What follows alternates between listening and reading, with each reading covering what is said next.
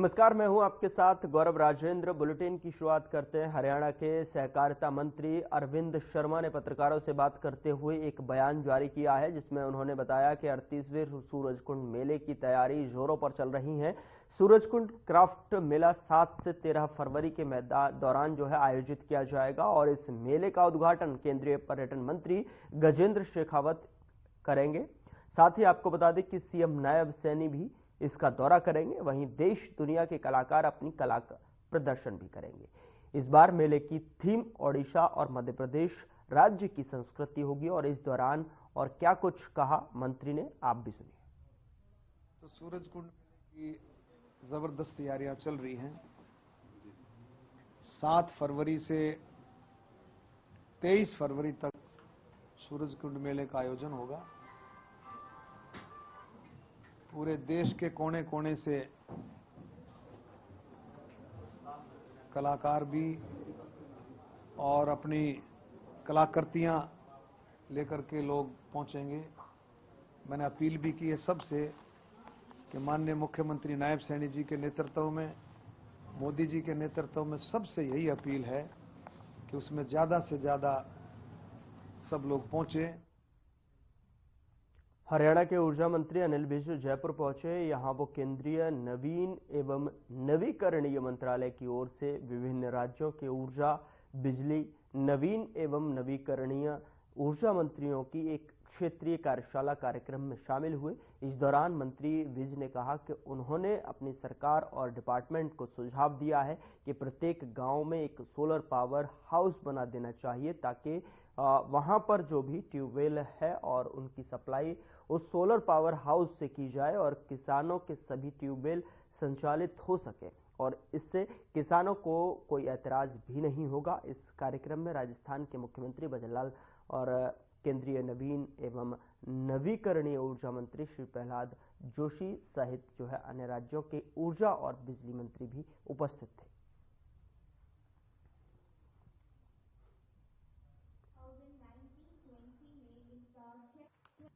मुफ्त की रेवड़ियां बांटने की बजाय लोगों को ऐसा संपर्क बना देना, साधन संपर्क बना देना कि उनको किसी के आगे हाथ पसारने की जरूरत ना पड़े। ये केवल प्रधानमंत्री नरेंद्र मोदी हो सकता है, कोई नहीं। और उन्होंने इस योजना को दिया है। हम अपने प्रदेश में तेजी से इसको लागू कर रहे हैं। इसका पूरा लाभ हम हर व्यक्ति तक पहुंचा सके।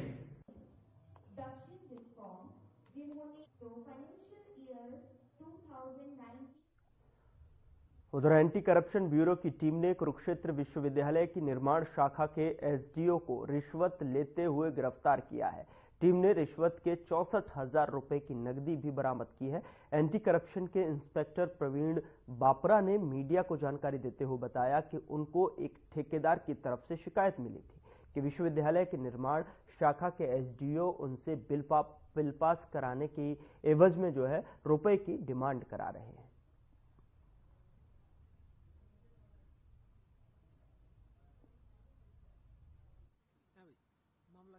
ये Shri Alok Mittal ji, ADGP anti corruption bureau Panchkula के दिशा निर्देश अनुसार और Shri Virendra Singh Sangwan SP anti corruption bureau Ambala के नेतृत्व में एक टीम गठित की गई थी, जिस पर हमें सूचना मिली थी कि एसडीओ जो केयूके के अंदर है, निर्माण शाखा के अंदर, वो बिलों को पास करने के एवज में शिकायतकर्ता से पैसे मांग रहा था और उसकी मध्यस्थता एक प्राइवेट व्यक्ति कर रहा था। जो प्राइवेट व्यक्ति को हमने रेडिंग पार्टी तैयार करके ने 64,000 रुपये में रेड हैंडेड गिरफ्तार किया और उसके बाद एसडीओ निर्माण शाखा के यूके को अरेस्ट किया।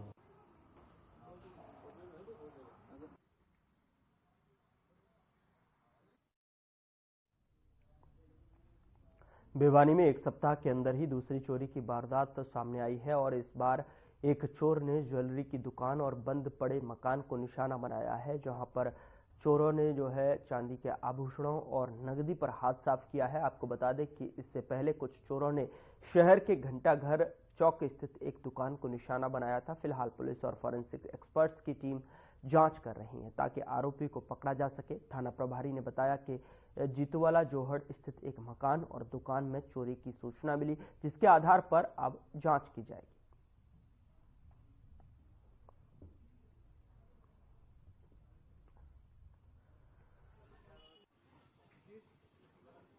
ये हमारे पड़ोसी भाई विजय और विजय अजय और मुनेश आंटी का मकान है और वो बाहर रहते हैं, वो वापी में गुजरात में रहते हैं।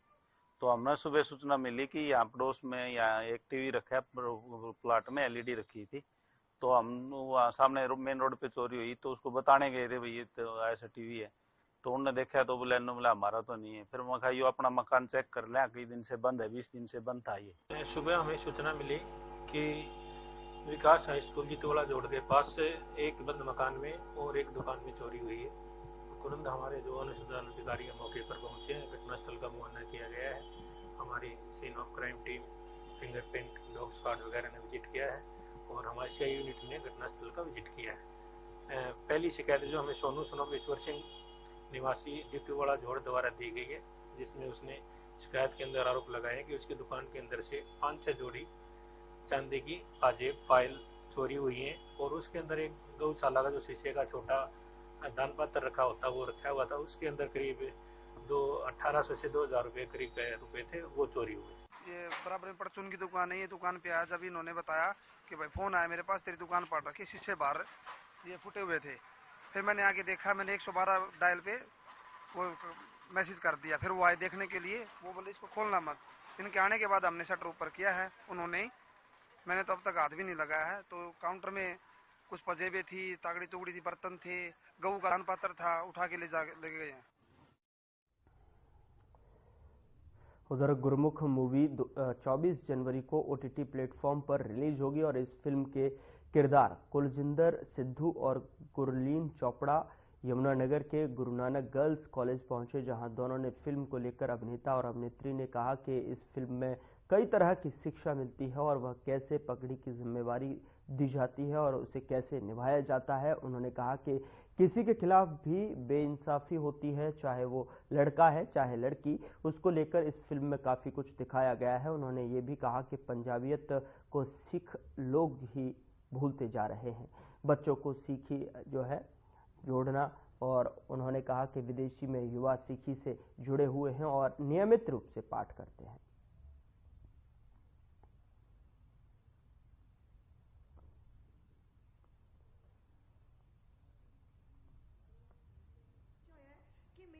गुरमुख फिल्म ਅਸੀਂ 24 ਜਨਵਰੀ ਨੂੰ ਕੇਬਲ 1 OTT ਪਲੇਟਫਾਰਮ ਤੇ ਰਿਲੀਜ਼ ਕਰ ਰਹੇ ਹਾਂ। ਸੋ ਗੁਰਮੁਖ ਫਿਲਮ ਬੇਸਿਕਲੀ ਇਹ ਪਾਤਰਾਂ ਦੀ ਕਰੈਕਟਰਸ ਦੀ ਕਹਾਣੀ ਹੈ।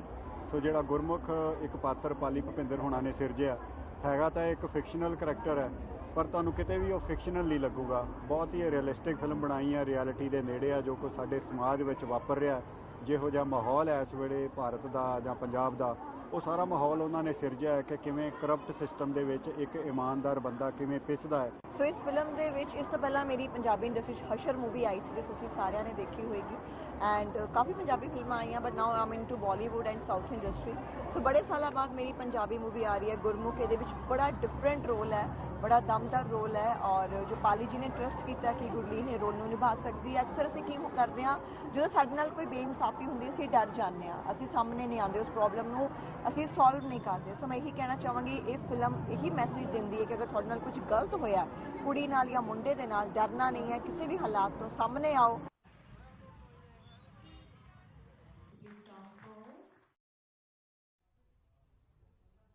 प्रदेश में एक बार फिर से बारिश का दौर शुरू होने की संभावना बन रही है। चौधरी चरण सिंह हरियाणा कृषि विश्वविद्यालय के मौसम वैज्ञानिक मदनलाल खीचड़ ने बताया कि पिछले कुछ दिनों से मौसम आमतौर पर खुश्क चल रहा है और सुबह और रात के समय गहरी धुंध देखने को मिल रही है। दिन का तापमान 20 डिग्री सेल्सियस और रात का तापमान 5 से 7 डिग्री सेल्सियस चल रहा है। साथ ही उन्होंने बताया कि 22 और 23 जनवरी को पश्चिमी विक्षोभ के प्रभाव के कारण प्रदेश के अधिकतर क्षेत्रों में कहीं हल्की बूंदाबांदी और बारिश की संभावना बन रही है।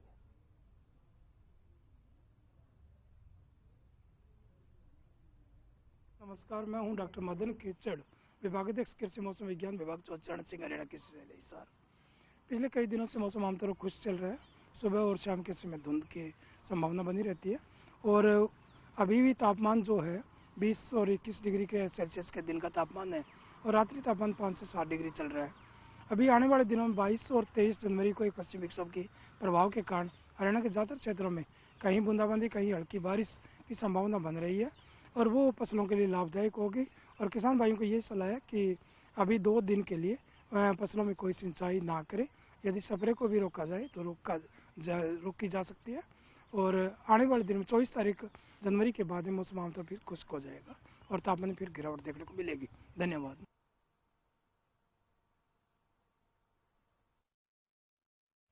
खबर महेंद्रगढ़ से है, जहां पर गणतंत्र दिवस पर शहर के सौंदर्यीकरण के लिए खंभों पर तिरंगा लाइटें लगाई जा रही हैं। बता दें कि 7 लाख रुपए से लगाई जा रही तिरंगा लाइट अब तक 125 खंभों पर लगाई जा चुकी हैं। इसके अलावा पुरानी स्ट्रीट लाइटों को बदलकर नई LED स्ट्रीट लाइट भी लगाई जा रही हैं। और वहीं गणतंत्र दिवस 26 जनवरी से पहले ही बची हुई तिरंगा लाइटों को भी लगा दिया जाएगा। बता दें कि राष्ट्रीय ध्वज तिरंगा को देखकर हर भारतीय के दिल में एक जोश भर जाता है और इसी के अंदर जो है राष्ट्र भक्ति की भावना जागृत हो जाती है।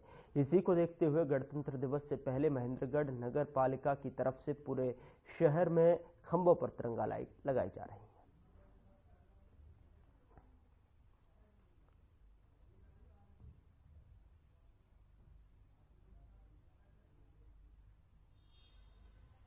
देखिए, अभी हमारे पास जैसे लगभग 7 लाख रुपए की लागत से 200 तिरंगा लाइटें शहर के विभिन्न स्थानों पर लगाई जा रही है, जिसके अंदर कच्ची मोड़ से लेकर सैनीपुरा मोहल्ले तक और तुलाराम चौक से ब्रह्मदेव चौक तक लगा दी गई है।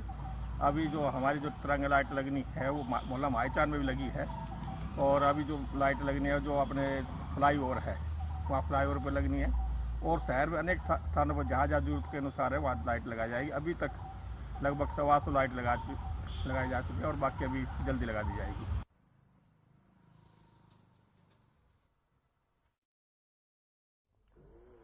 गणतंत्र दिवस की तैयारी में प्रशासन जुटा हुआ है। 125 जो है खंभों पर तिरंगा लाइट लगाने का कार्य तेजी से चल रहा है। साथ ही आपको बता दें कि 7 लाख रुपए की लागत से जो है तिरंगा लाइट लगाई जा रही है। उधर कैथल पहुंचने पर राज्यसभा सांसद रणदीप सुरजेवाला ने बीजेपी पर जमकर हमला बोला है। दरअसल आपको बता दें कि सुरजेवाला ने कहा कि बीजेपी जीरो टॉलरेंस का स्वांग रचती है। उन्होंने 47 पेपर बेच दिए हैं, MBBS का पेपर बेच दिया और अब ये लोग अंडमान निकोबार के उपराज्यपाल का पद भी बेच रहे हैं। उन्होंने बीजेपी पर करप्शन करने का आरोप लगाया है। उनका मानना है कि बीजेपी राज्यपाल, उपराज्यपाल और मंत्री पद पैसों में खरीद रही है। सुरजेवाला ने हाईकोर्ट से SIT बनाने की मांग की है।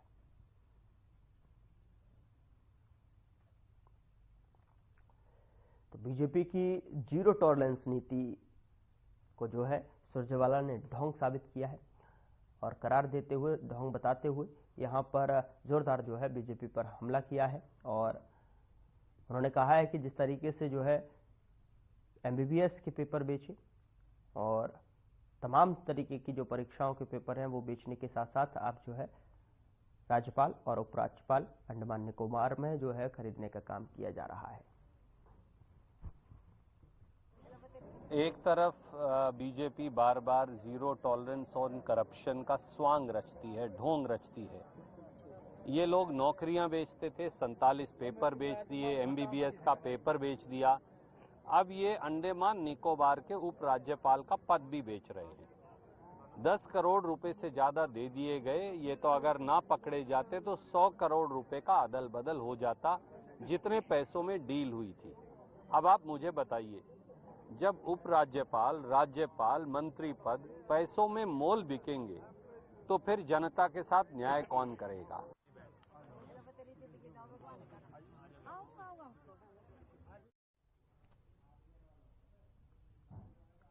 मिनी क्यूबा भिवानी की अर्जुन अवार्डी बॉक्सर बेटी नीतू घनघस का भिवानी पहुंचने पर भव्य स्वागत हुआ। बता दें कि हर किसी ने अपनी होनहार बेटी को सिर आंखों पर बैठाया और इस दौरान खिलाड़ियों को क्लास 1, 2 में नौकरी देने और बेटी बचाओ बेटी पढ़ाओ के साथ साथ बेटी जो है खिलाओ का नारा जोड़ने की मांग उठी है। बता दें कि भिवानी जिला के धनाना गांव में जो है साल 2000 में जन्मी नीतू घनघस ने साल 2012 में बॉक्सिंग शुरू की थी। 10 साल बाद यानी कि 2022 में नीतू ने वर्ल्ड चैंपियन बनी और साथ ही कॉमनवेल्थ गेम्स में मेडल लेकर जो है आई, जिसकी बदौलत बीते दिनों राष्ट्रपति द्रौपदी मुर्मू ने नीतू को अर्जुन अवार्ड देकर सम्मानित किया।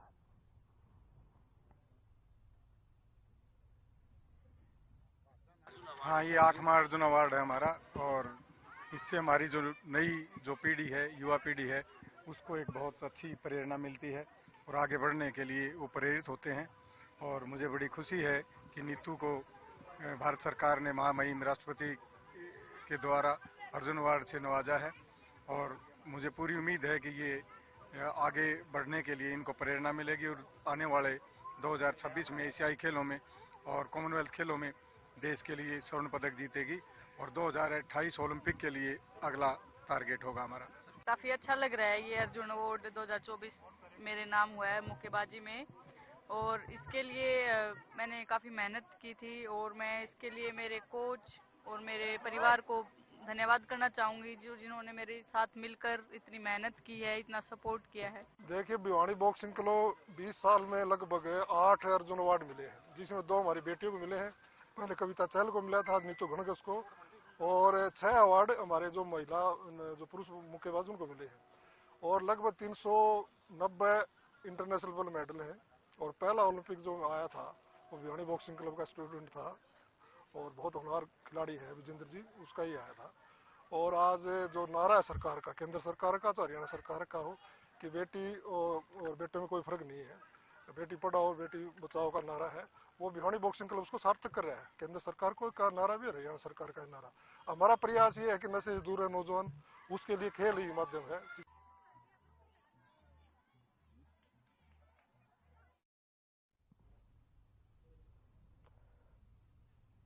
नशा तस्कर या तो मेवात छोड़ जाएं या फिर नशा तस्करी छोड़ दें, वरना पुलिस को नशा तस्करी छुड़वाने का तरीका अच्छे तरीके से आता है।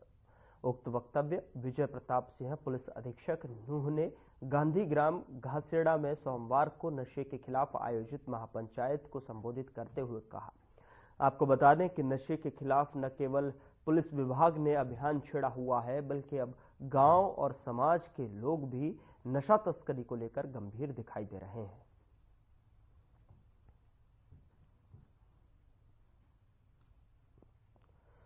नशा मुक्ति सम्मेलन में चेतावनी देते हुए यहां पर पुलिस अधीक्षक ने जो है बड़ा बयान दे दिया और साफ तौर पर संकेत दे दिया कि अब नशा तस्करों की खैर नहीं है, या तो नशा तस्कर जो है शहर छोड़ जाए या फिर नशा तस्करी छोड़ दें।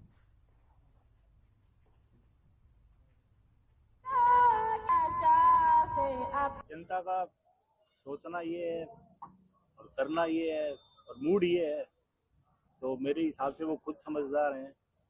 ग्रामीण स्तर पर लोग कमेटियां बना रहे हैं, अपनी जिम्मेवारी का निर्वाह कर रहे हैं, तो ऐसी सूरत में कोई नशा तस्कर बचेगा मुझे लगता नहीं है।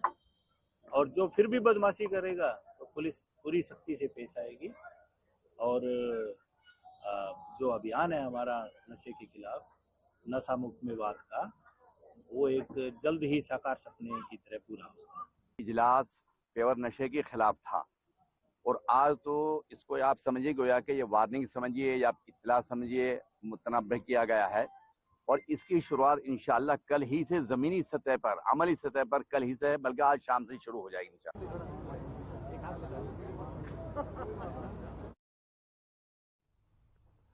कलायत में मटौर रोड पर खेतों में महिला का शव मिला है। पुलिस ने उसकी हत्या का खुलासा कर हत्या में शामिल 3 लोगों को गिरफ्तार किया है। दरअसल आपको बता दें कि पत्नी ने रास्ते में रोड़ा बनी पत्नी को रास्ते से हटाने के लिए उसे सड़क पर लेटाकर ट्रक से कुचल दिया। पुलिस ने 17 जनवरी को कलायत में मटौर रोड पर खेतों में मिले महिला के शव के मामले में खुलासा कर हत्या में शामिल 3 लोगों को गिरफ्तार किया है। आपको बता दें कि एसपी कार्यालय में आयोजित पत्रकार वार्ता में एसपी राजेश कालिया ने बताया कि मामले की जांच स्पेशल डिटेक्टिव यूनिट प्रभारी एएसआई रमेश कुमार की टीम को जो है सौंपी गई थी। पुलिस ने जांच के दौरान मौका से जो है मृतक महिला के पर्स में मिले आधार कार्ड के आधार पर उसकी पहचान की।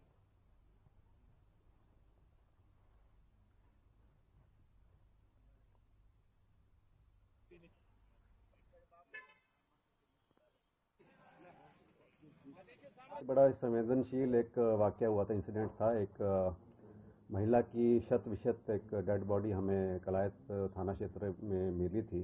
तो उसमें प्राइमा फेसी हमें लगा ऐसा कि ये कोई एक्सीडेंट का मामला है, कोई हैवी व्हीकल से एक्सीडेंट हुआ है मृतका का। परंतु जब हमने आगे गहनता से तफ्तीश करी तो उसमें ये सामने आया कि ये कोई एक्सीडेंट का मामला नहीं है, बस जानबूझकर जो है हत्या का मामला प्रतीत हो रहा था। ट्रक ड्राइवर जो हमारे पास आ चुका था, ट्रक ड्राइवर से हमें ये पूछताछ में ये पता लगा, क्योंकि उसके इंटेंशन ये थी कि उसको ये एक्सीडेंट का केस बता दे। उधर भारतीय जनता पार्टी की सोमवार को मुख्यमंत्री आवास चंडीगढ़ में संगठनात्मक विषयों को लेकर महत्वपूर्ण बैठक हुई।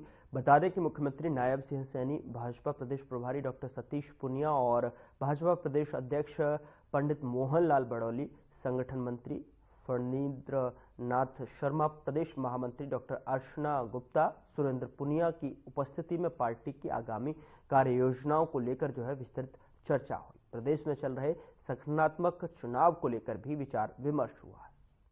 किसान एग्रीकल्चरिस्ट से बात किया, उनके सुझाव लिए और फिर हमने जो हमारे एफपीओज हैं उन किसानों से हमने बात किया।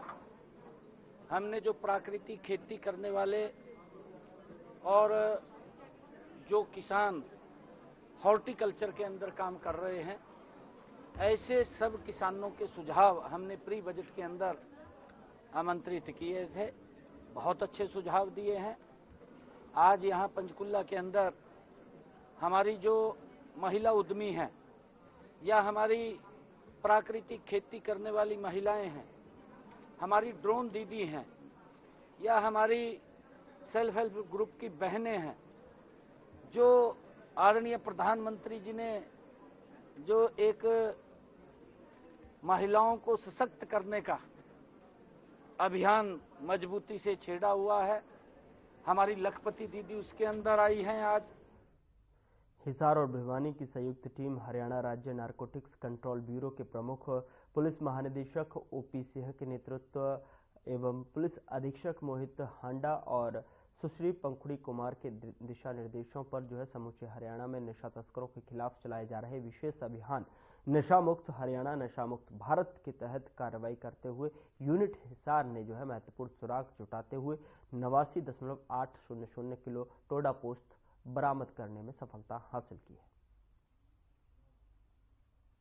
पुलिस कंट्रोल ब्यूरो के प्रमुख ओपी सिंह राजपूत आईपीएस के नेतृत्व में आईपीएस मोहित हांडा साहब, एसपी एजेंसी बी और एसपी पंखुड़ी मैडम, एसपी एजेंसी बी के नेतृत्व में डीएसपी सतेंद्र कुमार जी और डीएसपी जोगिंदर सिंह के नेतृत्व में भिवानी यूनिट इंचार्ज पीएसआई बर्लिन में खुद और सारे unit incharge inspector Karamvir sir.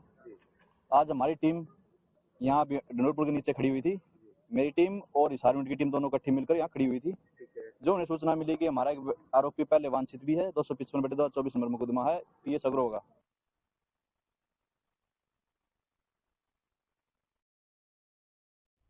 फिलहाल बुलेटिन में इतना ही। नमस्कार।